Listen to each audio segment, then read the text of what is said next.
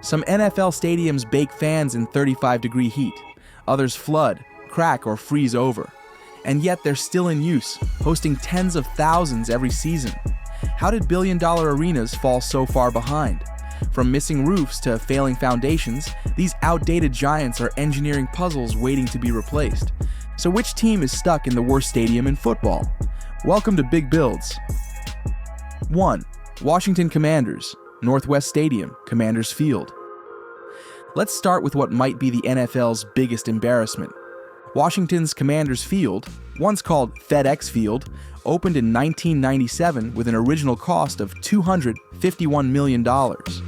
In today's money, that's about $492 million. For comparison, that's close to the inflation-adjusted price of the original Hoover Dam, one of the greatest engineering marvels in American history. But Commanders Field, it's anything but marvelous. The seating capacity was originally over 80,000. Today, it's just 62,000. That's a full 18,000 seats ripped out.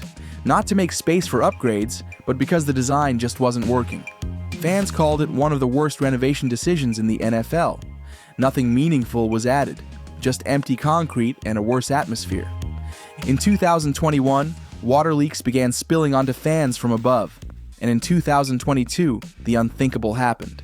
A steel barrier gave way, collapsing near the away team's tunnel and sending people tumbling just feet from NFL players. That's not poor design, that's a structural hazard. And getting to the game, it's a nightmare.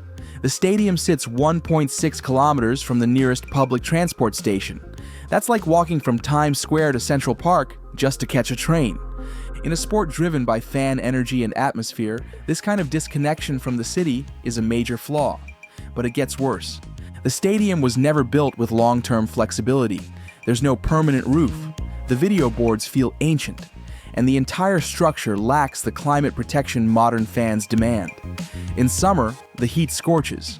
In winter, the cold cuts through concrete. It's a fortress of discomfort. So what's next? A brand new stadium is in the works for the same city, but this time on the historic RFK Stadium site, where the team once made history from 1961 to 1996. And it's big. We're talking $3.7 billion big. Here's the breakdown. $2.7 billion will go into the stadium itself. Another $1 billion goes into building an entire campus of restaurants, retail, and housing around it. If completed as planned, it will be one of the most expensive NFL venues ever. And here's the kicker. It might be built using wood. Yes, one of the largest wooden stadium structures ever imagined. The plan is to reduce carbon impact while using advanced composites and glue-laminated timber. It would be the biggest wooden stadium in the US, possibly in the world. But until that's built, Washington's fans are still stuck in a decaying bowl of disappointment. And if you think 1997 is old, wait until we talk about this next one, because Charlotte's stadium is concrete from the 90s, and it's starting to show. 2. Carolina Panthers, Bank of America Stadium. Bank of America Stadium opened in 1996. At the time, people called it cutting edge, but today it's more like a concrete fossil. Built for $248 million back then, equal to about $481 million now, it was a bold, privately funded project. Its signature features were giant black and silver towers, a proud nod to the team colors. But its design had one major flaw: the seats. It's been called two giant walls of seats. There's nothing curved or intimate about it. Just long vertical stands stacked high like a brutalist fortress. Fans in the upper tiers feel more like they're watching from a cliff than a stadium. And the outside, it's all bare concrete. No shine, no wraparound screens, no sleek glass like you see in Las Vegas or Los Angeles. It's aging and fast. But instead of tearing it down, the Panthers are doing something different. A $1.3 billion overhaul. That's nearly double the cost of building the Empire State Building when adjusted for inflation. This is a massive facelift, not just a new coat of paint. Half of that cost, around $650 million, is coming from the city of Charlotte using hospitality funds. The rest is covered by Tepper Sports, the team's owners. Here's what's changing. Every single seat is being replaced. That's over 75,000 new seats, custom designed for better comfort, better spacing, and improved sightlines. The concourses? Getting a full upgrade with wider walkways, better lighting, and modern signage. New video boards and audio systems will bring this dinosaur into the digital age. Bathrooms are being rebuilt. And for sustainability, they're adding LED lighting, solar panels, and an updated HVAC system that will reduce energy use dramatically. But one thing's missing: a roof. Unlike newer stadiums like those in Los Angeles, Atlanta, or even Buffalo's upcoming facility, this stadium will remain open air. Why? Because retrofitting a roof onto a 1996 design would likely cost billions more. The engineering structure isn't meant to support that kind of load, so instead, the architects are focusing on targeted comfort and high-tech upgrades. Another engineering twist? The fire safety system. To meet modern code, engineers ran computational simulations to test how smoke would move through the concourses in an emergency. These fluid dynamics models, usually used in aerospace and nuclear safety, helped redesign airflow and evacuation timing. All of this just to ensure smoke won't choke the exits if a fire breaks out inside. They're even testing ideas like standing room decks on the upper levels to open up new views of the Charlotte skyline. And in a few years, you might see loge boxes, small VIP sections, inserted like modern capsules into the 300-level seating. So while this stadium isn't getting rebuilt from scratch, it is being re-engineered from the ground up. But it still faces one big challenge: its skeleton. No matter how much you dress it up, concrete from the 90s is still aging every single day. 3. Jacksonville Jaguars TIAA Bank Field. Let's go south to Florida's steamy coast, home to TIAA Bank Field, built in 1995 for about $121 million, roughly $235 million in today's dollars. That's barely half the price of newer NFL stadiums. At the time, it was state-of-the-art. Today, it feels like an oven. The entire stadium is exposed to the sun, with only a few retractable awnings and misters to fight the heat. On a 35 degrees Celsius game day, the concrete absorbs enough heat to rival pavement. Sitting on the lower level feels like baking in an oven, except your sweat has nowhere to go. For engineering fans, concrete has a high thermal mass, meaning it absorbs heat during the day and radiates it back at night. That might be good in colder climates, but here, fans pay the price. Recent renovation efforts tried to fix this. They added 4 canopy sails, each covering about 2,000 square meters. Sounds big, but that's barely enough to shade 10% of the seating. Plus, these sails are made of Teflon-coated fiberglass. They resist heat, but they also trap air underneath. That means less airflow and more sauna-like levels of humidity. Here's a mind-blowing comparison. The canopy area is barely 1/3 the size of a standard soccer pitch, 7,140 square meters. You'd need 6 of these canopies to actually protect the stadium from the sun. And they only shade, not cool. So on hot days, fans see sweat-drenched seats more than high fives. The Jaguars also replaced the old roof over the south end zone, but that's only to cover the suites, not the fans. Ticket-heavy sections are still soaking in sun and rain.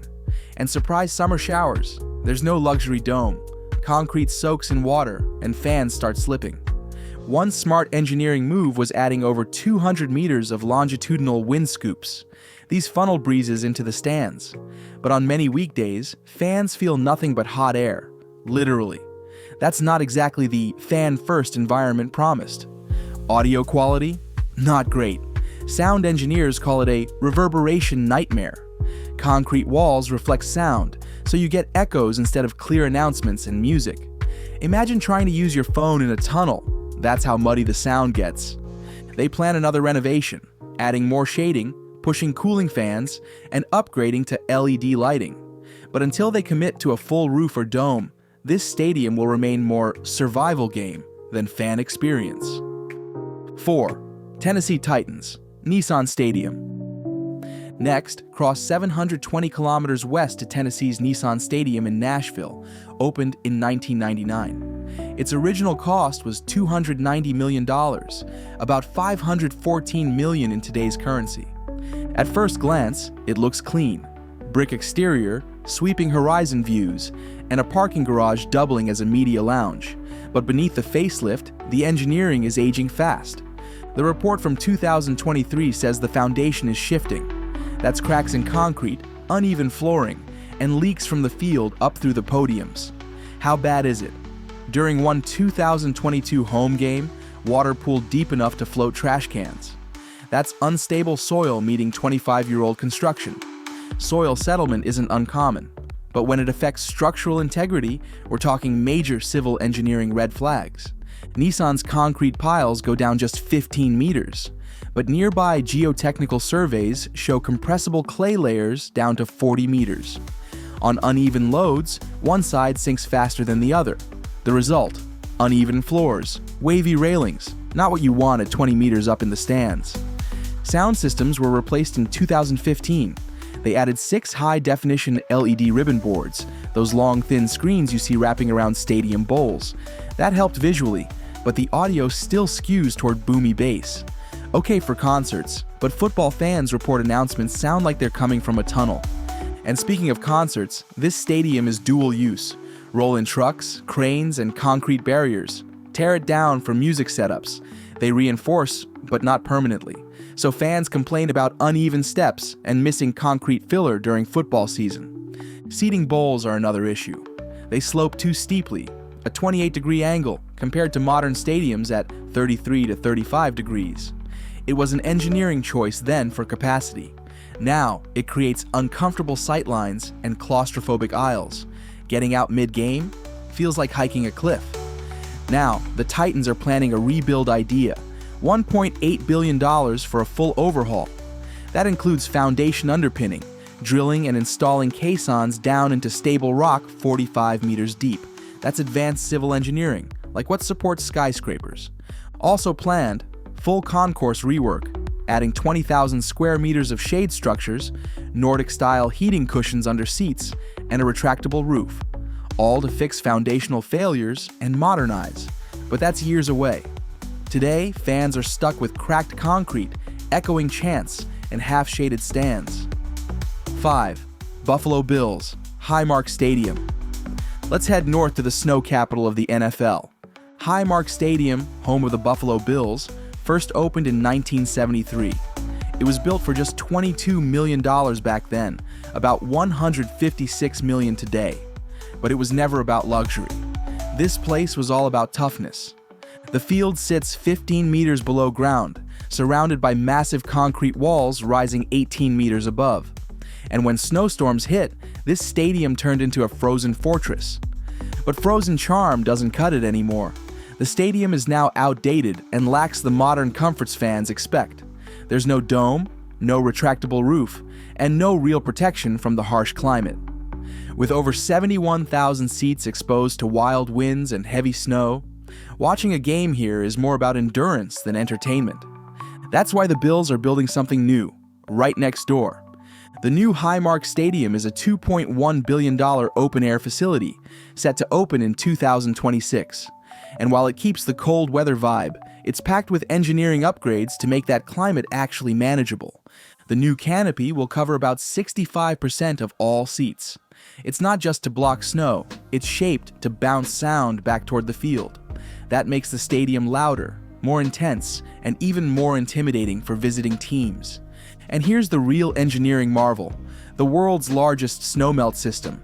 Sensors on the roof detect when snow builds up, then trigger a melting system to clear it before weight becomes a risk. Even the natural grass field is heated from underneath, so snow doesn't pile up on the turf. Construction has been massive. Crews removed over 567,000 cubic meters of dirt, enough to fill 227 Olympic swimming pools. Over 25,000 tons of steel have been installed, 60% of it sourced locally in New York. And 35,170 cubic meters of concrete now anchor the foundation. This is how you build for a blizzard, without sacrificing identity. Buffalo isn't getting a flashy dome. They're getting a storm-ready stadium with smart tech that keeps the cold, but dials up the comfort. Let me know in the comments which of these stadiums needs a full rebuild first. Do you agree the Commanders are in the worst spot? Or maybe it's Jacksonville's heat nightmare? And if you want me to break down the engineering behind these rebuilds, like the wood-laminated megastructure in the new Washington Stadium, thumbs up this video so I know to dive deeper next time. Don't forget to subscribe and turn on notifications. That way, you don't miss future engineering deep dives into stadiums, bridges, rockets, and mega projects around the world. Thanks for building with me here on Big Builds. See you next time.